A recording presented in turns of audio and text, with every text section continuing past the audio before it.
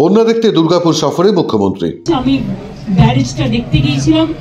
আমি দুর্গাপুর ব্যারেজের কাছে দেখছি ডিভিসি জলের স্রোত এখনো বইছে। আরো কাকে কাকে ডোবাবে আমি জানি না। এত ঝড়, রাস্তায় এত আকাশ অন্ধকার করে এসছে, আকাশের মুখ পুরো গম্ভীর। আর সেদিনই বৈঠক করে মুখ্যমন্ত্রী পুজো অনুদান প্রত্যাখ্যান করলেন দুর্গাপুরের বিধাননগরের গ্রুপ হাউজিং পূজা কমিটি। ৪৫টা সমবায়ের উদ্যোগে যৌথভাবে হয় এই পুজো। লোকসভা নির্বাচনের আগে 2023-এ প্রথমবার অনুদান প্রাপক পূজার তালিকায় পশ্চিম বর্ধমানের জেলা শাসকের দফতরে নাম ওঠে এই পুজো কমিটি। সেই হিসেবে এবার দ্বিতীয় বছর ছিল। পুজো কমিটি জানিয়ে দিয়েছে আরজি করের বিচার না মেলা পর্যন্ত সরকারি পূজা অনুদান তারা দেবেন না। এটা 95 থেকে পুজোটা হচ্ছে, তো আমরাই পুজো করি, কোনো অনুদান ছাড়াই পুজো হয়। হঠাৎ করে অনুদান এইটা আমরা ঠিক আমাদের অধিবাসী এখানকার নেয়নি। আমরা মিটিং ডাকি, সেই মিটিংয়ে 44টার মধ্যে 41টা কোঅপারেটিভ এসেছিল। 3টে কোঅপারেটিভ ফর্ম করছিল কি ডিসিশন হবে, কিন্তু 33টা কোঅপারেটিভ একবারে পরের মিটিংয়ে তারা কনফার্ম করেছে। কারণ বলছে ইয়েতে গতবারও তো পর্যন্ত নিয়েছি, আমাদের তো কোনো এতে আমরা রাজনীতি দেখছিও না, আমরা বিচার চাচ্ছি।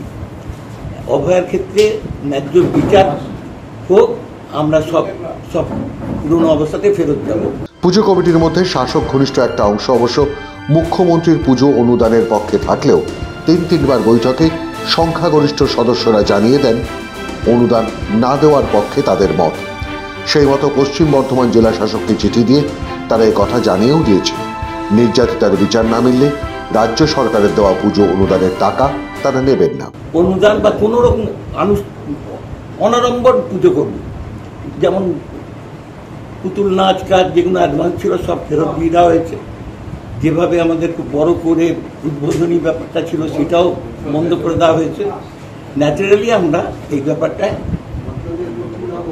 সাধারণ সদস্যরা, নাগরিক কমিটির পুজো তো সাধারণ সদস্যরাই এখানে পাওয়ারফুল, কোনো পলিটিক্যাল ইন্টারভেনশন। আপনারা কি জাননি কালকে নিতে টাকা? না, টাকা নিতে জাননি। আমরা চিঠিও দিয়ে দিয়েছি যে নেবেন না। কোথাও কি মহিলাদের একটা চাপ ছিল প্রচন্ড, এবং এবার রিমার্কেবলি মহিলারা প্রচন্ড রকমভাবে রিয়াক্ট করেছে এবং আমাদের কাছে এসে রীতিমতো থ্রেট করেছে যে আমরা তবে চাঁদা রিটার্ন নিয়ে নেবো, আমরা পুজোতে অংশগ্রহণ করবো না।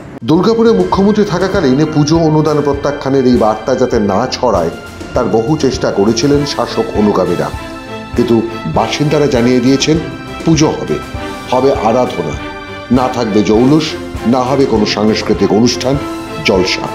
তাদের দাবি সন্তান বিচার না পেলে মায়ের পুজো অধরাই থেকেছে যুগে যুগে।